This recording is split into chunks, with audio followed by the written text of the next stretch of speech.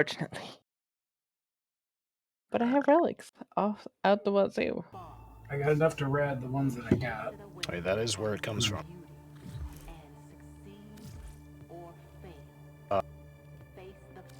Yeah, what are we looking for? N16 Radiant. N16. I can radiant the first one. Everything after that's gonna be raw. I have one that's already radiant. Raw. I'm so happy. So happy. Oh, Papa, I'm ever so happy. Alright, whatever. Anyway. Good thing about trying to actually grind primes is that I'm finally building up another stockpile of Forma blueprints. Excellent. Yeah, that's good. I need ducats. Like, unless it's gold or what I want, I will always take the Forma. I just heard a Kubro sniffle. Mm. I just got a massive influx of energy. Holy shit. Thanks, doggo. Love the doggo. In the area. Use these to crack open a relic. Alright, anyway, hello everybody. Welcome to the Church of Chonkwij podcast. My name is DrNiggle. I'm joined tonight by OmegaConstruct, Masami, OmegaConstruct, Zerburn, Kosen, and Omega again. and Omega again. For the third time. I will touch you a third time. You can see where my mind's at. Yeah, we didn't have a podcast yesterday because it was Valentine's Day. What kind of lunatics have a podcast on Valentine's Day? And I'm multitasking tonight. I'm playing a game while hosting a podcast because I don't have time to do both individually. I mean, that's completely fair. Who has time for anything? It's just, yeah, it's an unfortunate work week for me. It's my third unfortunate work week in a row. It's funny because it's not. So when you get a fortunate non-work week, you're just gonna be balls to the wall? No, I'll be back to my regular schedule of just beating it constantly and playing video games. Nice. Yes. I thought you did the first one anyways. Well, I think he's trying to allude to the fact of the matter that he is so busy he can't. Too busy. Too busy. On the run. Another successful mission. Find extraction. Doke. Well, I guess the sultry sound of my voice will be bringing up the topics tonight. It will be. Thank you very much, Zero, for doing that, assisting me because I'm very bad at reading while playing Warframe. That's all right. The Warframe requires some level of concentration. It doesn't. Lots of movement. Lots and lots of movement. That's true. See, it's great because you can, it's an easy game that's really fast-paced. So it's great for watching or listening to things while you're playing the game because it doesn't take any, higher level mental focus. It's all just very, visceral in your hands. Yes. Going through the stuff. Yes, very much so. Well, we all know what I'm taking. I got a Pandero in the last run. I don't think I have put it together yet? Question mark. Probably not. So what is our first topic, Zero? Well, the first topic of the evening is Microsoft confirming that Call of Duty and other popular Activision Blizzard titles will not be just released will be released on other platforms to honor existing contracts. The way that they worded this is weird and I don't like it. But beyond the existing agreements and into the future. It says Microsoft has confirmed that Call of Duty and other popular Activision Blizzard titles will not be just released on the PlayStation. That sentence in and of itself makes zero fucking sense. Because it starts with Microsoft and goes to PlayStation. Well, it would make sense if that sentence ended with Xbox, so I'll assume it's just or just bad writing or editing. Joe Scribbles, please fix your shit. Come on, Joe Scribbles. Is that who wrote the article? Yes, Joe Scribbles. SKREB. ELS. Yeah, it's Maybe Scribbles. he I needs know, to I play- know that name. We've read articles. I've read articles out on the podcast by him before. I expect higher quality work from him. Eliminate all corpus. Damn Maybe it, he needs Joe. to play more Scrabble. We call him There the are scribbler fissures in the around the area. writer's table. Use this to crack open the Yeah. That was even better than mine. This implies that we have a writer's table. I Yeah. kind of do. We're talking. This is the writer's table. What the fuck are you talking about? This is as professional as it fucking gets. Oh. But no, it appears that Microsoft is not going to bogard all of the Call of Duty games and make them Xbox exclusives. They will continue to allow them to be on all platforms beyond the existing agreements and into the future. I bet you though that they're gonna have Xbox exclusive content or like Oh. glitter that's just for Xbox or whatever. Absolutely. Same thing's going to happen with Destiny 2 after that sale goes through with Bungo. Because if you're gonna have some people put their time and money into something, it better look pretty, and you know, the prettiest thing is gonna be where the home is. People spend money on glitter. I'm guilty of this myself. Yep. To me, I'm not at all surprised because, you know, of course, Microsoft wants to also take money from other markets. Yeah. And B, you know, kind of when I think about it, the Xbox is a departure from Microsoft's usual business plan. And it's interesting to me because they built their whole empire on selling the software and not the hardware. So, and then Xbox rolls along and they're selling the hardware. But this move with them acquiring Bungie and putting shit into it and then sending the software out to all the platforms, it's almost getting like back to Microsoft's roots of like, you know, we don't care what computer you own as long as it's running Windows. Like, we don't care what console you have as long as you're playing our games. Yep. And Sure. That's true. I think that's Wow, a yeah, that's new, actually a really good point. that's a new generation. Like, that is the new generation that we're in right now of gaming, where the money in gaming used to be the hardware. It used to be, well, not even the hardware, but the physical objects. It used to be, we are selling a console and we are selling discs with games on them. Now it's all through the internet. Now it's all digital. The real money is in microtransactions and subscriptions and DLCs and continually bleeding the cow, the cash cow of money. So the real win here is to get as many people playing your games as possible, not trying to use exclusives to encourage people to buy your hardware. Can anybody remember the name of it wasn't Mech Warrior, but it was a mech game that actually was bundled at one point. Armored Core. It was Armored Core that had the war station. Basically, you had this whole like control panel setup, a physical setup where you had two joysticks and all these buttons in front of you and you controlled your mech. It was just for this one game. There was this huge piece of hardware that was marketed as a gimmick. Was that Armored Core? No, that was an Armored Core. Armored Core has never been like that because No. Armored Core has always been a PlayStation game. You're thinking This was a Mech PC. Warrior. That was Mech Warrior. Was it Mech Warrior? Shit. It was a It PC was. game. It was Mech Warrior 2. This was like back in the fucking day, back in like the early early aughts 90s. when Yeah, they sure. did that. And it doesn't start there either. You go back all the way to Nintendo. I think it was Duck Hunt that came bundled with the IR gun that you used on your TV. They did a bundle. They did a bundle with the Nintendo system because, interestingly enough, I just mentioned this on Twitter that I got this as a kid. I got the Nintendo Entertainment System, the Power Pad, and the light. Basically, the Zapper light gun that came with the comboed Super Mario Brothers, Olympic. Basically Olympic Track and field.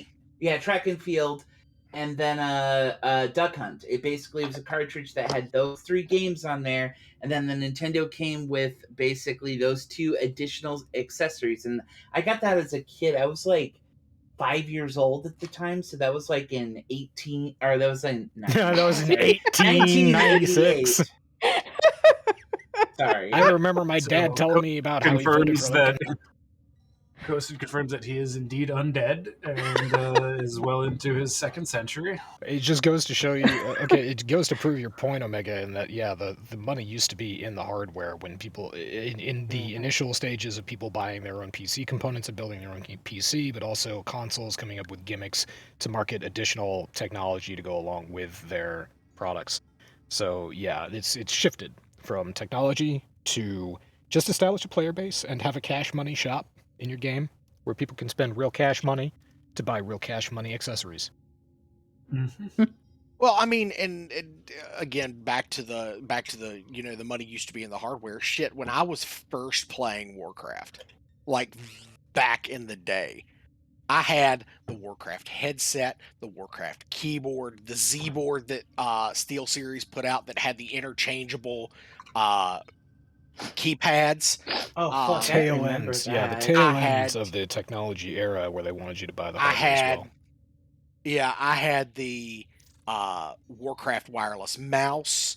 I had Nerd. fuck off.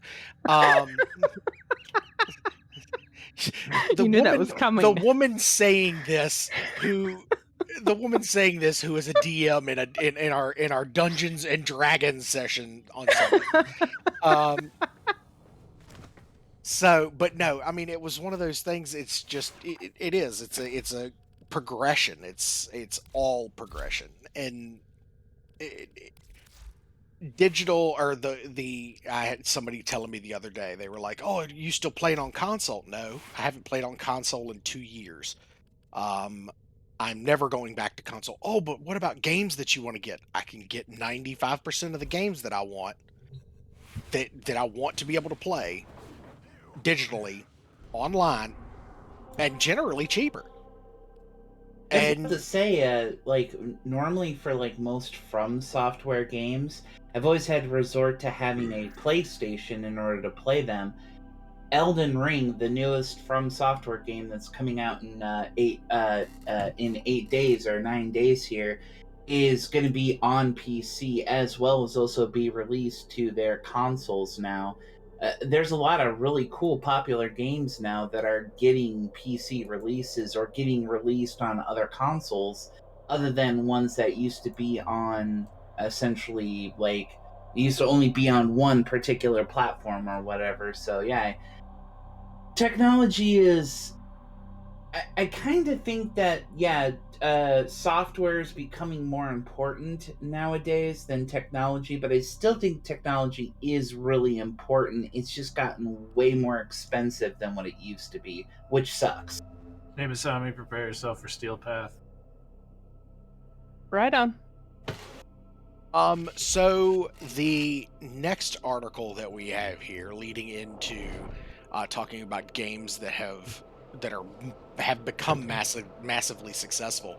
Lost Ark becomes the second most played game in Steam history after just 24 hours. Yeah, beat out New World. Yeah, beat out New World. Let's see here. The Steam DB lists concurrent players of Lost Ark at 1,311,842, passing CS:GO's record of 1.308 million. They have just That shut doesn't down all surprise me systems. whatsoever. And Sending life Dota's support capsules your way. 1.29. Oh wait, hold on. Let's back up. I forgot to change my song. Shit. Oh shit. Apologies. I mean, you guys have been playing this game. I know Omega and myself. I have no interest in playing it. I've seen other people play it. I've watched y'all play it, and I have no interest because I'm one of those people that will, get bored with it and be like, okay, well, to be able to get to this point, I can just spend money, and then that leads me down a dark hole that I'll never come out of. I'm saving myself for Elden Ring. I don't even know if I'm actually going to end up touching Lost Ark at all. maybe. I don't know. It depends on. But yeah, no. Elden Depends Ring on is how going. long. Depends on how long I'm playing it, and if it survives, how long he'll play Elden Ring. Yeah. Essentially, that's what it'll come down to. The thing about Lost Ark that I like so far is that it's very much Korean Diablo. There are MMO elements in there, in that there are a billion quests that you go back and forth on, but unlike all the other MMOs that I've played, the quests are not annoying. It's, you go here, you talk to this person, there's some dialogue, you go back, you talk to another person, there's some dialogue, and it's fine. I'm not annoyed with the quest progression. I think that I'm making good progress. I don't feel like I'm underpowered. I don't have the compulsion to go to the store and buy glitter. So for now, I'm level 29, going on 30, and I am enjoying the game. And as I've said many times before, not on a podcast, if I get to the point where I feel like there's a pay-to-win wall, I'll stop. The game is free to play. I will have lost nothing, and I will have had some fun. And I like the story that it's telling. So I mean, it's not like what I would call a super groundbreaking story, but it's good. They have just shut down all And I like it. systems. I'm like I'm level sending life 33 support because I've been capsules playing your way way. too much.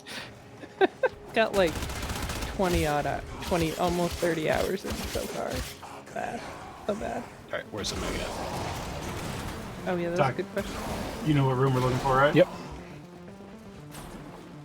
Alright, I'm just gonna go and try to find a room. Call out and wait for me if you find Any a room. other news regarding Lost Ark? Like, I mean, obviously it's done big numbers, which is amazing, honestly. I'm also not really surprised because the current I wouldn't say fan base, but the current market is very hungry for a good isometric like Lost Ark. You know, they're really hungry for Diablo 4 or whatever, and this is probably going to be a really good holdover until we get Diablo 4. Probably actually put pressure on them to get Diablo 4 out that much sooner, because they're basically stealing Get most ready for everyone a who's capsule. got fucking bored of D3. Yeah, a little bit. Alright, there's a loot room here, and then there's no downstairs, never mind. Actually, I quite like the variety. Like, there's a lot of stuff. Like, no doubt, Got it. you're definitely gonna have to, like, watch videos and some other shit, but... Alright, out of the waypoint, Masami! Yep. But, Well, I mean, and it has the complexity that, like, I missed about when WoW got I've delivered Easy. a life support capsule to the area. stale. Activating it will buy you more that too. time. They're Mostly about ready easy. to have their update next You're week. over here in this corner, Masami.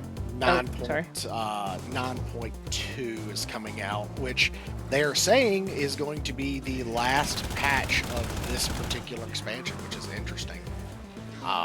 Because normally they have a 3-patch cycle, but there has been so much lag because of coronavirus. Sure. And developmental delays. Well, I mean, the development delays that they've had because of having to work from home apparently have really affected the launch schedule of a lot of things. So they're just like condensing everything down to 2 patches and calling it a day. And then bringing, hopefully, probably announcing the next expansion August of this year, whenever BlizzCon is, so like August or Prepare September. for life support. But on that same note, I mean, Destiny's got their new expansion coming out next Tuesday as well. I just played the final cinematic before the release of the expansion, and I was like, okay, well, that was really underwhelming. But I'm just excited Another because life of support the capsule is now available. the amount of like weapon crafting and being able to actually customize your weapons to what you want them to be and things like that. So that's what I'm looking forward to. But nobody here plays Destiny like I do, so It's true, You we all don't think even you're a play huge Destiny Destiny. nerd. Yep. I'm the only person who plays Destiny. In fact, I think Leetness played it for a little bit and then quit. You could I say used it's to your. play Destiny way back in the day, but You could say It- it's your destiny to play Destiny, Zero. No, oh my God. There was an Argon somewhere over roughly here where I was standing. Then I probably got it. Okay. Okay. So the next article, Cyberpunk 2077 next-gen gameplay for PS5 and Xbox Series X. I already have everything pulled up on it. Kosen, take it away. So, As the person Yeah. who's played Cyberpunk at least 3 times already. I've put in about 120 hours, and I've played through all the life paths and everything as such. So yes, patch 1.5 and the next generation updates will be releasing soon. The patches will be coming to PC, Stadia, and consoles, which is really nice. Here's something I haven't heard in a while. Stadia. I know, right? The big major things that they're doing is that this is supposed to be the next gen updates so that they play better on the newest Xbox, as well as also playing well on the PS5, as well as also just improving performance altogether on any system. I think one of the things that they were really proud of was the fact that they got the ray tracing added for local light shadows, and they also but there was a bunch of different stuff for ray tracing that they had gotten done, which wasn't working really well when they first initially released it, and they got all that fixed up now so that that'll perform better. Yeah, what's that? Why are they behaving like this? Can you stop dropping? Can you sorry. kill the shock motes, Masami? Oh yeah, absolutely. Okay, I think that might be what part of it. I see what they're getting at. And then, of course, now for the PS5 and the Xbox S, they are adding 2 different graphic modes. One that basically implements the ray tracing, and one that doesn't. So if you don't want the ray tracing, if you don't want that additional sparkle to your game, you don't necessarily have to, worry about that. However, the part that I'm most excited about is all of the additional content that we're getting for free. They're adding apartments that your character can rent in various parts of the of Night City that cost a varying amount of money because of the social economics of each one of those particular parts.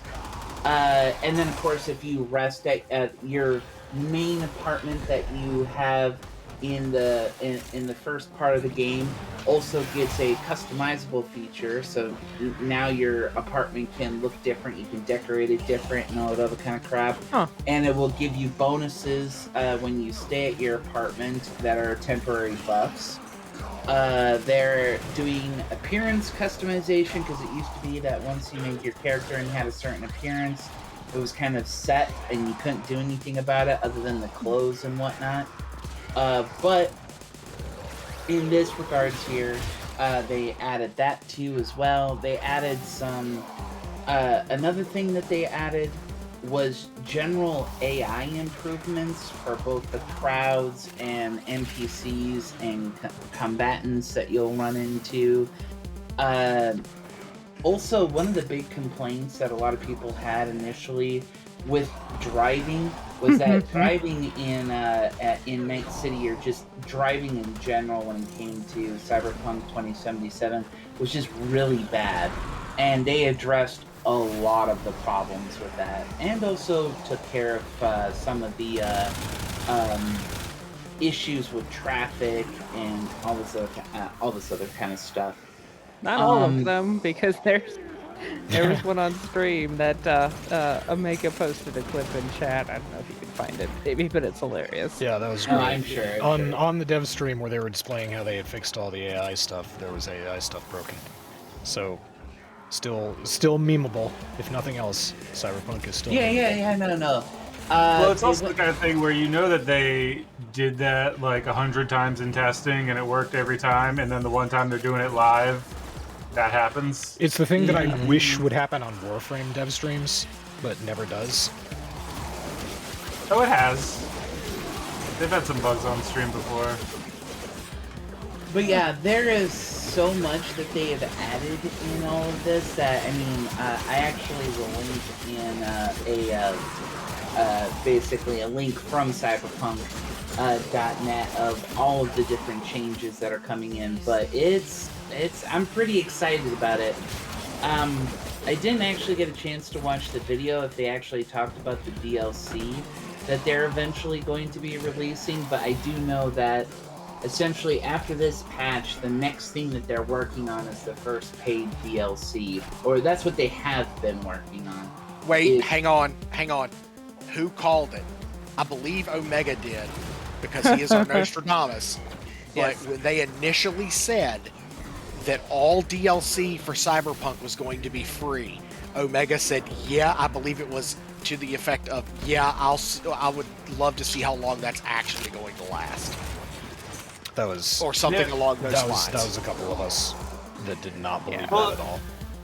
Either that or they're just going to call it an expansion and be like, see, it's not DLC, it's an expansion.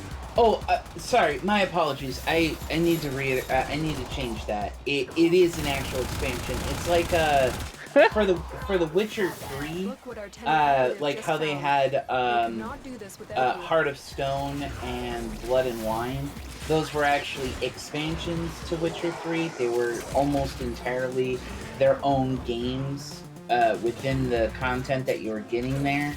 So that's what they're working on. They're still doing obviously free DLC stuff that they're doing, but they're working on expansions. That was my slip up. My apologies. Yeah, but at least with Witcher, the game was good before That they is true. decided to start doing, Well, I mean, paid content. And the launch of Cyberpunk 2077 was absolute horseshit. And It had problems. for them to It be had serious difficulties. for them to come out now and say, oh, by the way, we're going to make you pay more money to play the game, or to play other portions of the game. Yeah, look, I get it. They have to make money somehow, but when you botch a release that badly, It doesn't leave a good taste in your mouth when you have a game that is still bugged. On a dev stream where they were fixing bugs, it was still bugged, and they're there to announce that their first paid DLC is coming soon. I get why they posted this update. When I read it, I was just like, oh yeah, Cyberpunk, I remember that. Oh, that's the point, isn't it? Remember our game. Our game is still around, our game is getting better. All you people who decided not to buy it day one, maybe give it a try now. Makes sense. But to do that to announce paid DLC does not, as I said, leave a good taste in your mouth. Well, I didn't even, like, most of the headlines don't even really cover that part much at all, just focusing on the other stuff, whether that was a purposeful thing or not by the press is another thing. I would say that it is, because they're trying to make sure that CD Projekt Red still remains with good PR, quote unquote. So, but, let's see here. Is there anything else, Kosen? I mean, like I said, there's a lot of different shit that they added, so there's not much that I can, there'd be so much I could take like another hour talking about it, which we've got other stuff to talk about, but needless to say, a lot of stuff is improving, a lot of things are changing up, they're going to start working on their expansions now, and we'll see how it works out for them in the long run. I think this is a good direction for CD Projekt Red, as well as also Cyberpunk in general. I think this is what they should have done in the beginning, obviously. But we already know that the video games industry is a terrible, terrible place, and they treat their workers poorly. So we don't even need to get into that. Well, switching over to movie and film industry news, there was a major loss in the film industry. industry this week. Ivan Reitman of Ghostbusters fame, Stripes, and Animal House fame. He passed away at age 75 peacefully in his home. According to what his family stated, that it was peaceful. It was not anything, due to any type of medical reason. They didn't state that outright. They did say it was peaceful. So Probably fell asleep and didn't wake up. yeah, and the man is, in my mind, a legend. Just simply because of the original Ghostbusters movie and Stripes. Stripes was a fucking awesome movie. I don't care what anybody says. If you don't agree with me, I will fight you. Stripes was a good one. Animal House was also pretty fucking excellent. These are staples of 80s comedy. Pretty much. I saw Animal House at a very young, formative period in my life, and look how I've turned out. Yeah, you're fine. Completely well-adjusted. But rest in peace. I'm a Sith. Rest in peace, Ivan Reitman. You will be missed. Just glad that he got to see the logical and well-received conclusion to the Ghostbusters series that everybody wanted to begin with. Old? What? How old was Ivan when he passed? 75. Oh, that's not too bad. Yeah. Dennis Villanueva updates on Dune Part 2 and promises much more Harkonnen stuff. Harkonnen. Yes. Whatever. Mostly Yeah, everyone's actually- worried about fucking Fade showing up. It kind of bothered me in the recent movie how they were pronouncing it Harkonnen. So it's not Harkin, it's Harkonnen. Okay. So I'm corrected. Thank you. That's fine. Apparently lots of people get it wrong. So, but they, in speaking with Empire in the upcoming Moon Knight issue, the filmmaker offered an update on the much anticipated second film. We are supposed to shoot by the end of the summer. I will say it is mostly designed. The thing that helps us right now is that it's the first time I've revisited a universe. So I'm working with the same crew. Everybody knows what to do. We know what it will look like. The movie will be more challenging, but we know where we are stepping. And the screenplay is written. So I feel confident, frankly. The only big unknown for me right now is the pandemic. I guess part 2 of Dune would be more technically demanding, seeing as there are several large-scale battles that occur. Yeah. And whereas in a book, it's as easy as saying they fight. There's a grand fight. Yeah, in a movie, people expect to see that shit fleshed out. Whatever. I'm glad that Dune is getting a part 2. I'm not holding my breath for it. I recognize that it's probably... I think the expected release date is 2023 or something like that. I think that's optimistic. So, but here's hoping that they keep on schedule. But yeah. I mean, honestly, as long as they get it filmed, the rest of it can, take its sweet-ass time for all I care.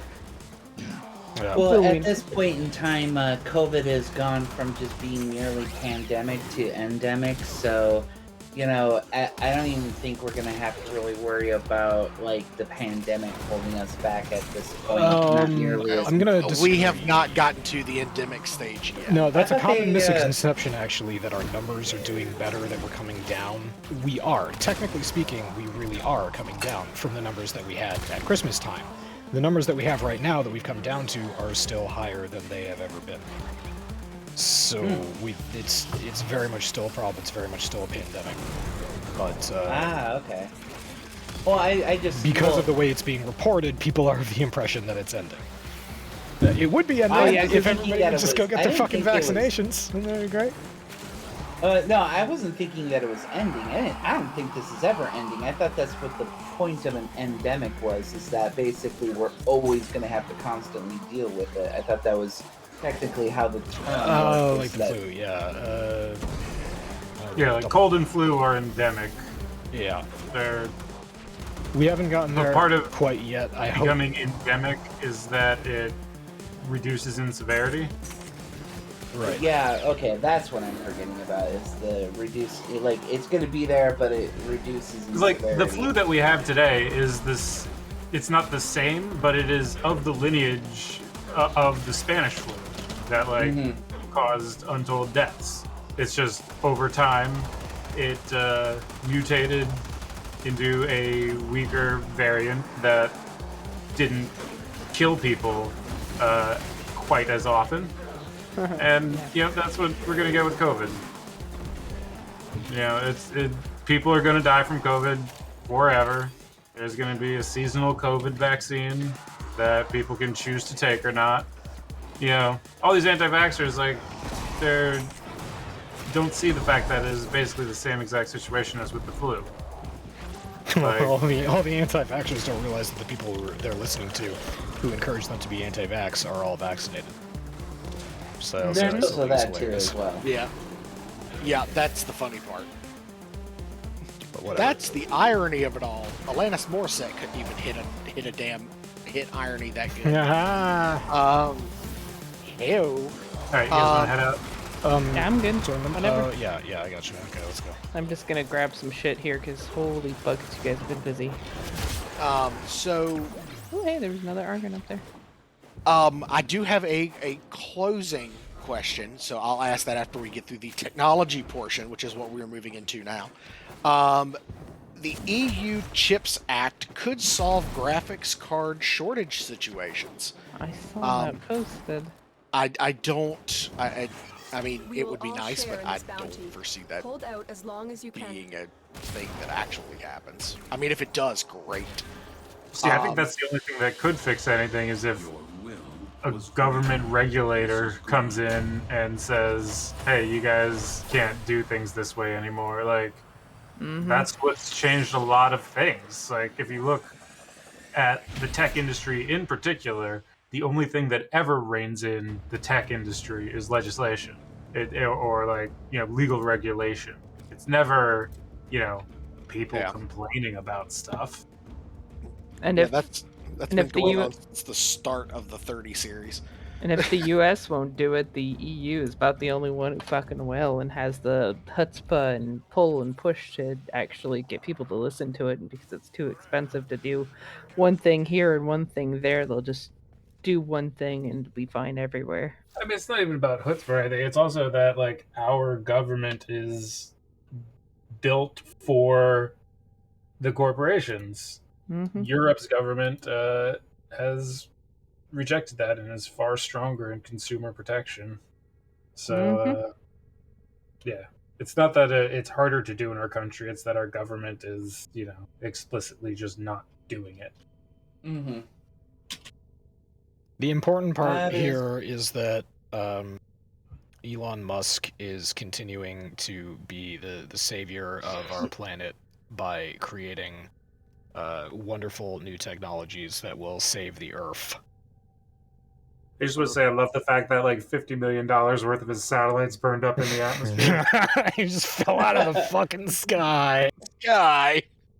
There was a video I was watching not too long ago of He's probably going to get a tax write-off for it. Oh, Jesus, he'll find there a way was a test. Somebody was testing the autopilot on the Teslas, and they got near. He got into the guy that was testing it got into nearly two really scary situations to where he had to slam on the brake, but because the autopilot was just gonna get him killed. And it was like a compilation video of just multiple people just going through and being like, this autopilot is not safe. Plus, also, I don't know if anybody's seen the thing on Twitter, because it was like a big fucking, big viral meme that was going on, but the guy whose door was frozen, and he couldn't open up the door to his Tesla because it was, the push handle thing.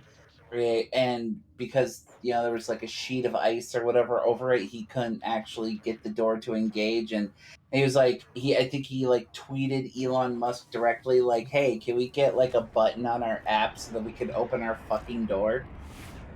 No. No, why would you do that? That would be convenient. No, you can. You just have to pay a subscription for it. There you go. That'll work. No, you I think like I'm it. kidding? There are a lot of car. Like I was reading about this on Reddit recently. Car makers are switching to subscriptions for heated seats and remote car starters. So it's happening. If you want to, like they said, I forget which car maker it is, but one of them has it set up so that you can start your car remotely from your phone. If you're like if you're outside, and that's getting put behind a subscription. I don't know if that's something else, but I have a Ford, and they haven't put it behind a subscription yet. But I can literally put my car to start on an alarm. You wouldn't and it'll hack a turn on car, would you? Right. Fuck you. Yes, I would. I can also just lock the doors, unlock the doors, and start the car from the app manually. I'd fucking 3D print a car. I wouldn't be surprised if they tried to enhance that somehow or put it behind some sort of subscription paywall. There's already a Wi-Fi router for the car that they will let you buy a subscription for, so you can have like internet go to the car, and then your phones connect to the Wi-Fi, and it goes through that instead of your cell data. It is Toyota. Toyota, it says here on The Verge, December 12th, 2021, Toyota is charging drivers for the convenience of using their key fobs to remotely start their cars. I also look up heated seats. I forget which maker is doing that, but someone's putting heated seats behind a paywall. This is why people need to So, learn like- how to hack their cars. But be clear here. This means that your car is fully capable of running the heated seats. The heating coils are in the seats. You just have to pay them Had a money paywall. That's for what's the them most insane about it. to enable it. They are somehow able to charge you for the hardware that is in your car, regardless of whether or not you can use the hardware. That's the craziest thing to my mind. Yeah, no, trust me, I'm kind of that's kind of fucking with my brain a little bit. Yeah, it's a way so once you pay off the car, you can continue paying for the car.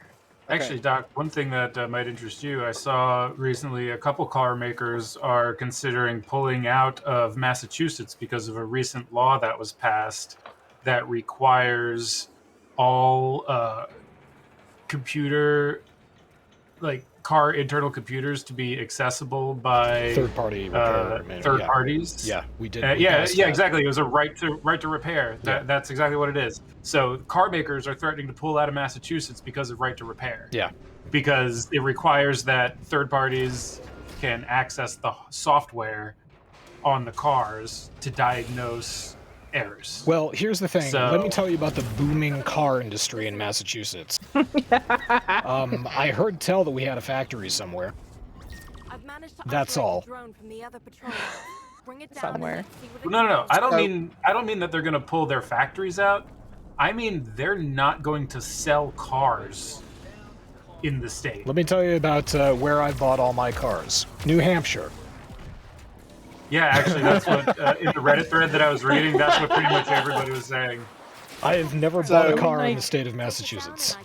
That's probably a good thing. I hear the prices are outrageous. That's why most people in Virginia go to North Carolina to buy a car. The closer you get to the Virginia-North Carolina border, the lower the prices get. That's why my wife and I went 45 minutes south, about an hour from the North Carolina border, and bought our car. Because the ones here in town and just slightly north of us were about $7,000 higher. Yeah. Lord above. Really, it's not worth it to buy a car. So anyway, back to the point here. Yeah, it's that's kind of spectacular. That's they're. It's somehow they figure it's somehow profitable to install this hardware that people might not potentially use, just so they can charge them extra, and they're not I can't believe the consumer protection laws don't have anything to cover that, but maybe they don't, and maybe it's time for us to have a new vote. Here you go. Business Insider. Brands including Lexus, Toyota, and Subaru invite owners to pay for the convenience of being able to lock or start their cars remotely through an app. In some BMWs, you can pay to unlock automatic high beam headlights, which dim for oncoming traffic. In 2020, BMW floated the idea of pay-as-you-go heated seats and steering wheels. General Motors and Ford both offer subscription plans for their hands-free driving systems. So that is actually a current thing. The hands-free driving system, they are actually actively charging a subscription fee for. We need to get it decoded before the device fails. I mean, that, here. yeah. In 2019, BMW abandoned a plan to charge $80 per year for Apple CarPlay after widespread pushback. In December, Toyota said it would review a subscription plan that unintentionally paywalled the use of the key fob for remote start. So, I had my wife's first car when her and I first got together. She had a Mitsubishi Galant. And Mitsubishi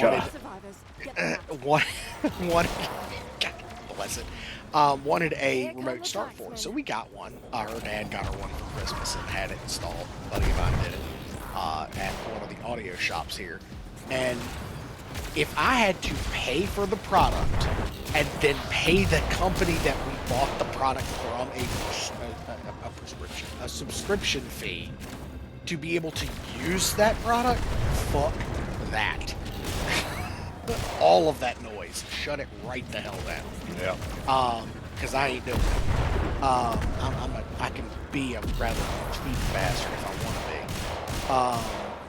be. But back to this EU Chips Act.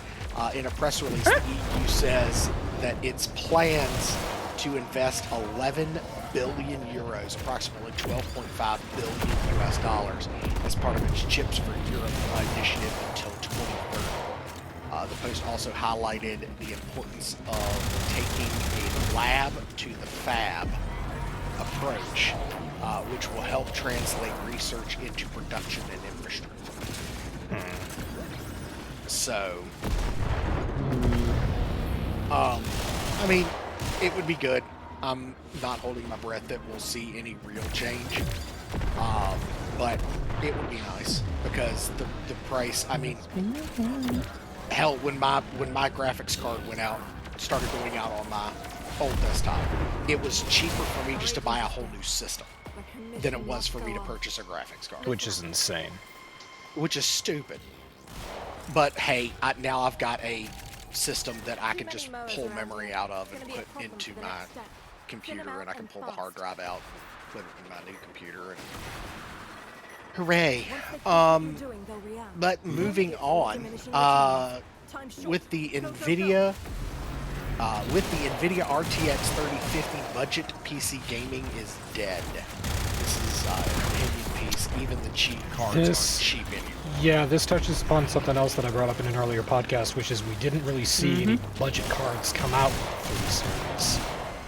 We didn't really see any budget cards come out of the 20 series. The 2060 was a decently budget card for however long that lasted, but then it skyrocketed in price because people discovered that people like me discovered that, hey, I don't need a 2080 Ti.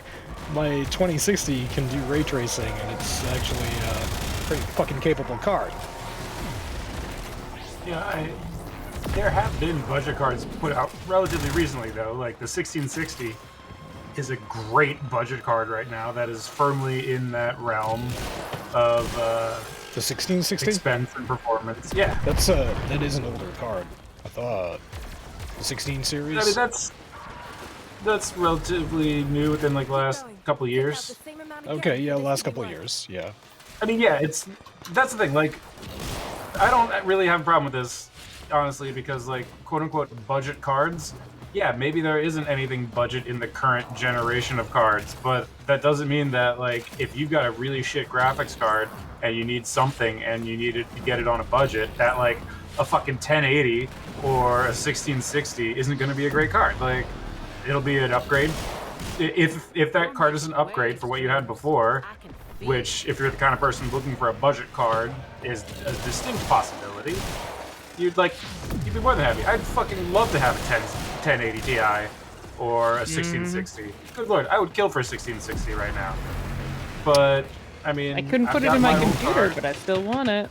I got my old card. It's working. It does its thing well enough. But yeah, God, I'm on a budget, and if I were to be looking for the an upgrade, I would certainly not be looking at the 30 series, because, like, if you're on a budget and you're looking at the 30 series, you're fucking doing it wrong. You're not on a budget. Here's the a thing that's while really ago. funny about that when you say on a budget. I could literally buy a console for the amount that a 1660 would cost. Well, yeah, I was gonna say could buy, the like- last time when the 2080s came out, one of the complaints was that a 2080 would cost you the same as a 1080 Ti, because people were very acutely aware of the value of a 1080 Ti. I haven't checked the price of a 1080 currently, but the last time I checked, it was in the $800 to $900 range, which is obviously not a budget card. If the prices have dropped to like $400 to $500, then you're talking about a budget card. But I haven't seen that to be the case quite yet. Shit, fuck you. Cases.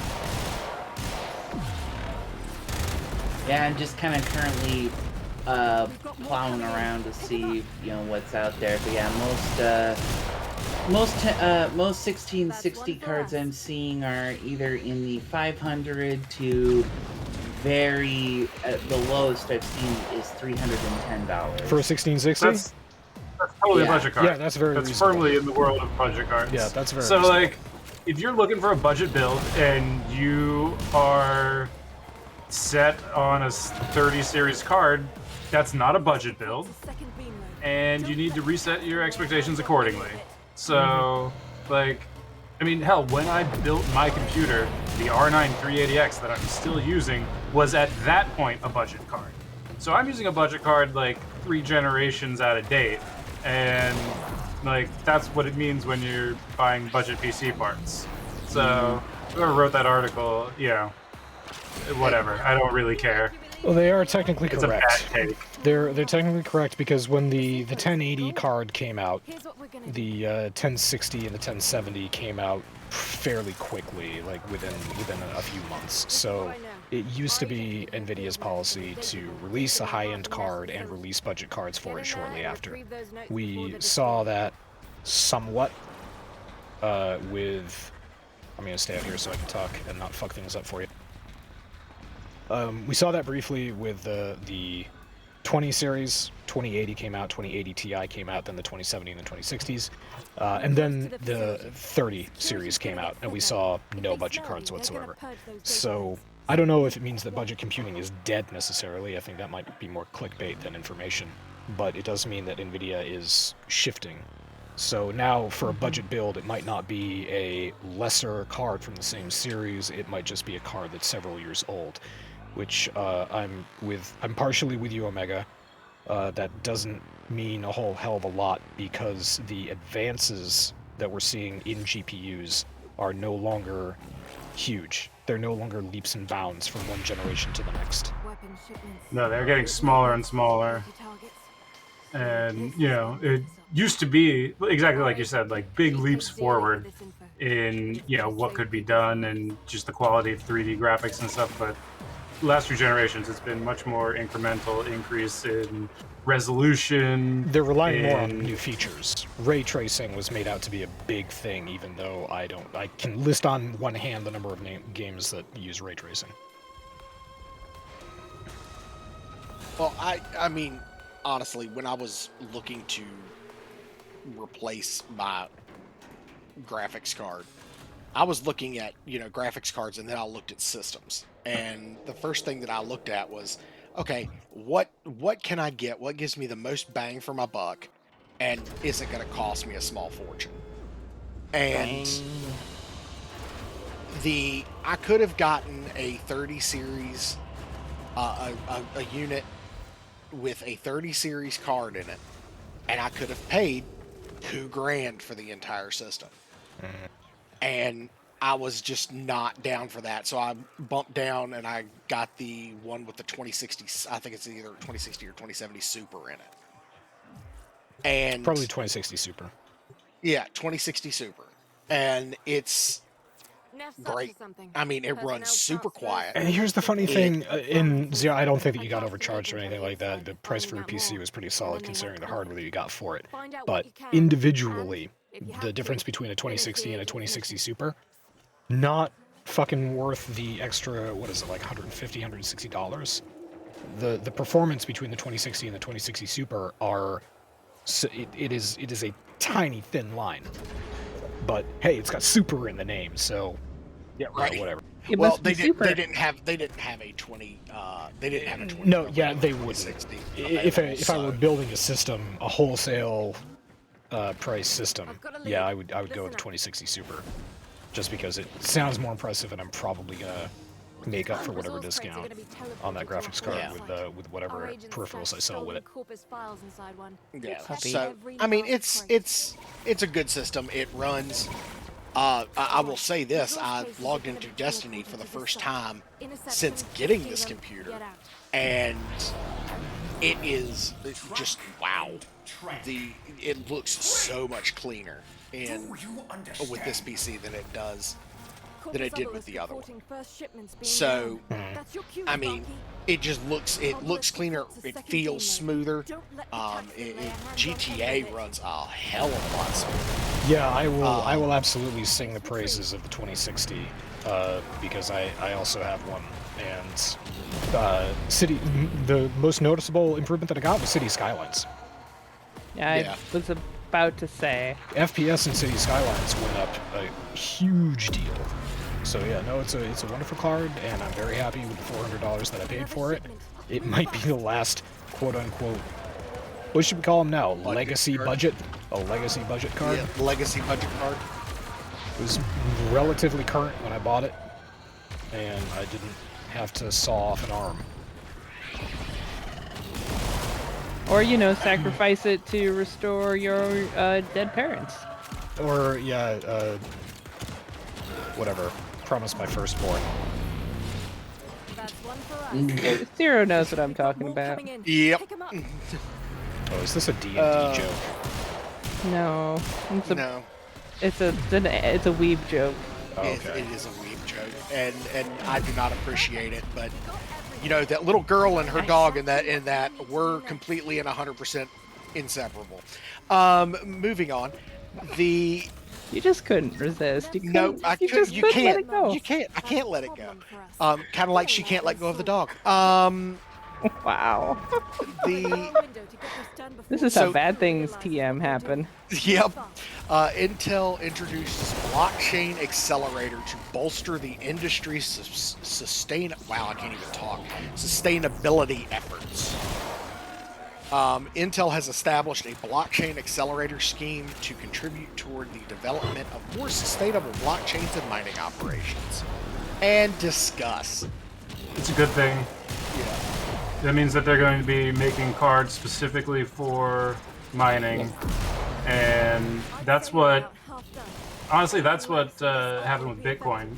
Back in the day, Bitcoin was done on GPUs, just like a lot of other cards are, or a lot of other coins are nowadays.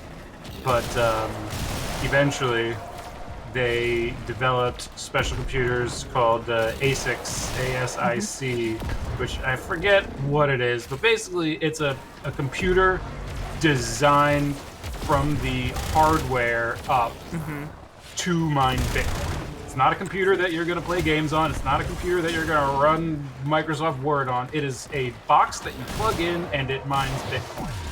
So if we go in that direction with Ethereum and the other coins that are out there now, I think that's a great thing that would free up the gaming graphics, the actual graphics cards, to be used as graphics cards again. Well, yeah, that's because it's computing gotten devices. Yeah, it's gotten so hard to actually mine Bitcoin at any amount. They've had to go to these specially built computers, and eventually, once those other coins get mined to a certain point, they will absolutely reach that point where they need a specialized machine to get any value whatsoever out of them. Yeah, and Bitcoin's been at that point for a decade now. wow. At this point, I mean, Bitcoin has been running mostly on ASICs for a long time. That's why you hear the mining operations doing these other currencies and not Bitcoin. Yeah, Like Dogecoin. No, I'm kidding. I mean, That one was that's for a you, real Lee- coin. It's a real coin, yeah. People mine it.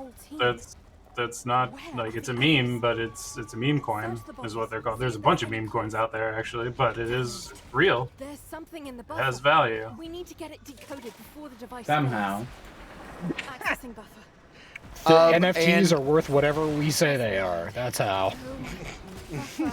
Accessing final So, transmission. and the last bit of technology news before I lead into the closing question. No. PC parts vendor Newegg has a bit of a scandal on its hands. Oh yeah, I found this the other day. Oh, I- right. PC Newegg. retailer Video. Newegg has reportedly been a naughty boy. Our team will be here. Do you guys know the Gamers Nexus YouTube channel? Yes. A little No. bit, Yes, yeah. I've seen those videos. So they are going through a whole mess with Newegg right now, and it is getting ugly. So they purchased, not for review, not for anything like that, they just purchased a motherboard from Newegg. That's it. They purchased a motherboard, and they were going to use it in a computer they were building, and then they ended up not needing it. So they didn't even open the package that they got from Newegg. They started an RMA, and they sent it back, and then they got told by Newegg that they cannot accept the RMA because they had used it and damaged it. They claimed that there was, I believe, thermal paste on the motherboard. No, actually the socket was damaged. And then it set off this whole fucking shitstorm, and there's been an excellent series of videos on Gamers Nexus that I've been following along for the last week or two. And the latest update I saw is that the Gamers Nexus dude was going to fly to the Newegg company headquarters and show up, and he was basically like, I'm going to be there. You guys are welcome to come outside and talk to me, and we can actually discuss this, but regardless of what you say, I'm going to be there. So it's kind of insane. Yeah. That's What was all. funny is like when I saw Galaxy Nexus, I'm like, I'm pretty sure this has been mentioned before, so I'm really happy that was the truth and I remembered correctly.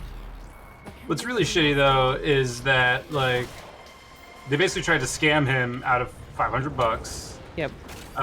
They did, yeah, straight up. And then, but the only reason he ever was actually able to make any progress was because he's a fucking YouTuber with a massive following.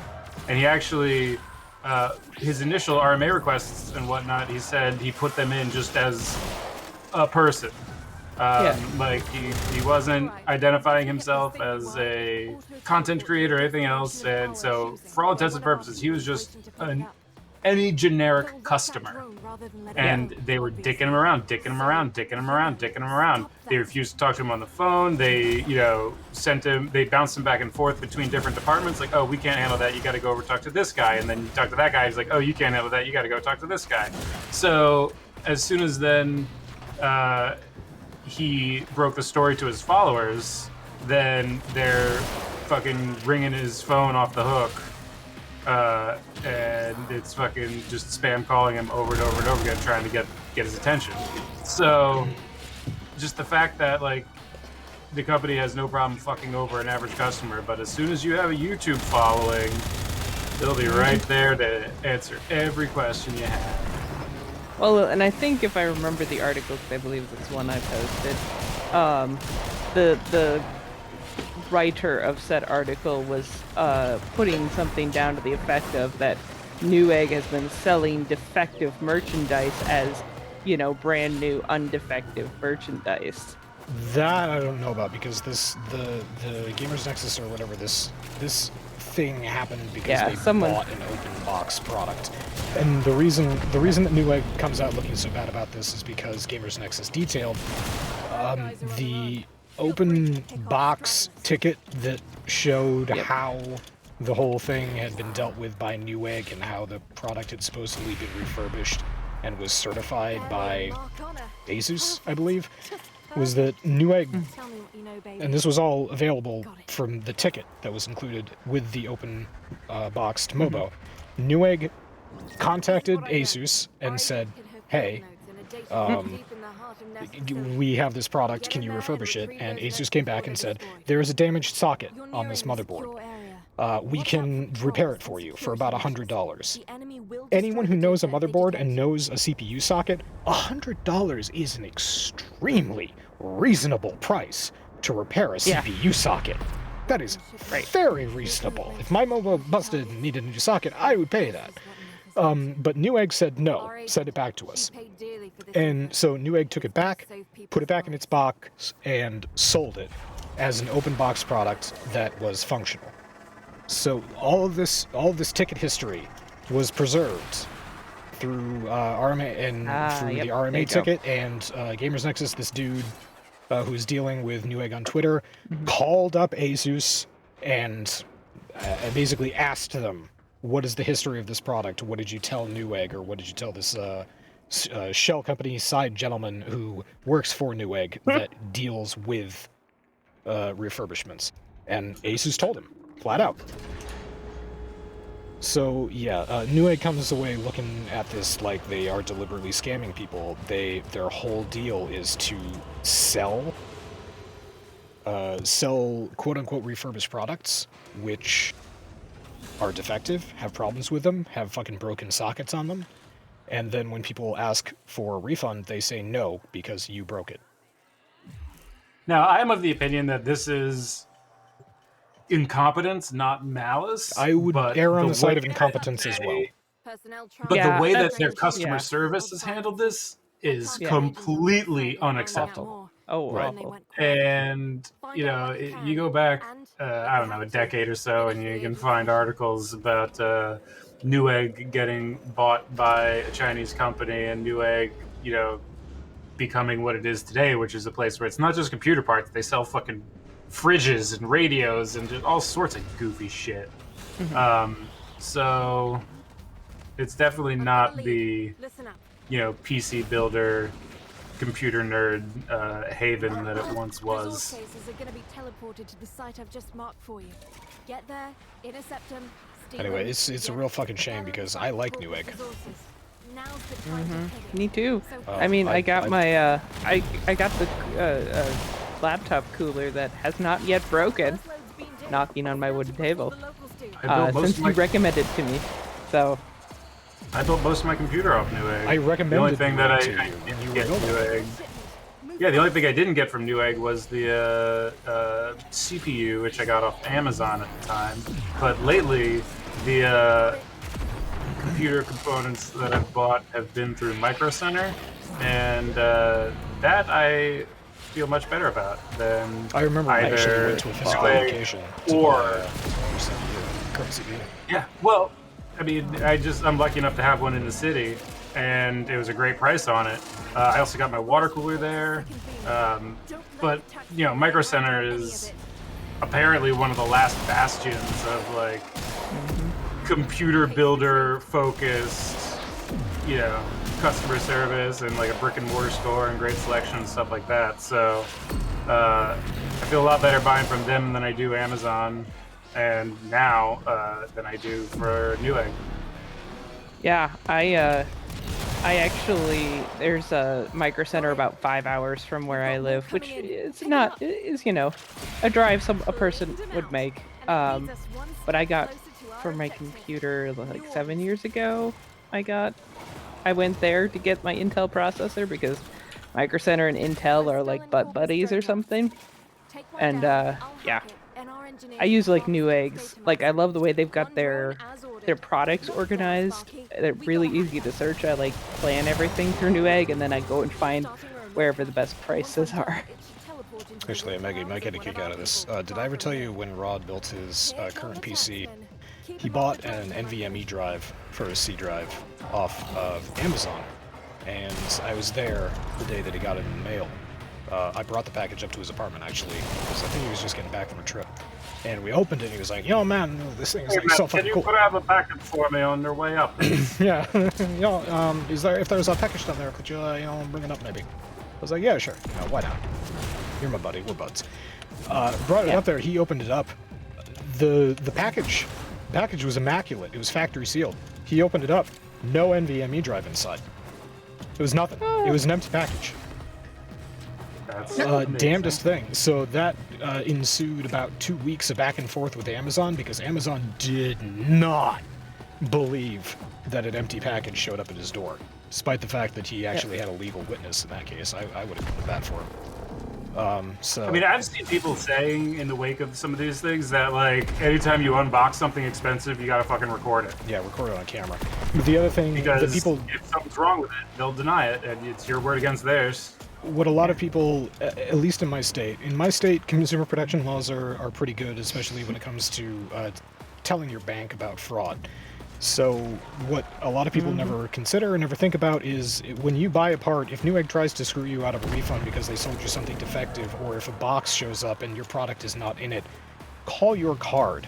Call the service that you used to pay for it and tell them that this company is running a scam on you and you are pursuing legal action and they need to reverse the charge. They'll do it because you just told them you're pursuing legal action, and they are liable for anything past $50, and they don't want to pay. They'd rather just reverse the charge and let you duke it out and have police tell them what to do later. I mean, there's Good to know. credit card companies will always side with the card holder. With pretty much any purchase, it's almost no questions asked if you want to run a charge back. Like, that's kind of a standard in the credit card industry, from what I've seen. I try to make most of my online purchase with an actual credit card. Hit the mowers. The less you leave That's one thing I will tell you is about working. That's why I don't work with big banks down here. In Virginia, is I work with a credit union, because if I call them like I had to with Amazon, and I got two fucking I ordered a Ninja blender for my father-in-law for Christmas because he specifically wanted one, just like what my wife and I have, and I ordered it, and it came here, and I will send you fucking pictures of what this box is. It is, is crazy. It looks like somebody opened it, used it, stuck it, or opened it, said, I don't like this, stuck it back in the box, and shipped it back. The box is in terrible condition. It looks like the people in the Amazon warehouse or UPS kicked it around for 5 days before setting it in front of my door. You know what surprised the shit out of me recently? I bought an 8 terabyte hard drive, and it got mailed to me in a plastic envelope.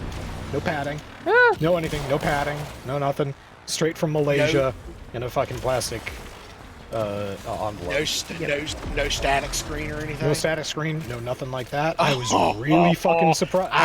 I plugged that shit into my computer, I ran check disk on it, I ran every single hard drive test that I possibly knew I could, and 18 hours later, I was amazed to find that the drive was actually in optimum working condition. Wow. I was crazy. I was so ready to send that back and be like, what the fuck is wrong with you noobs?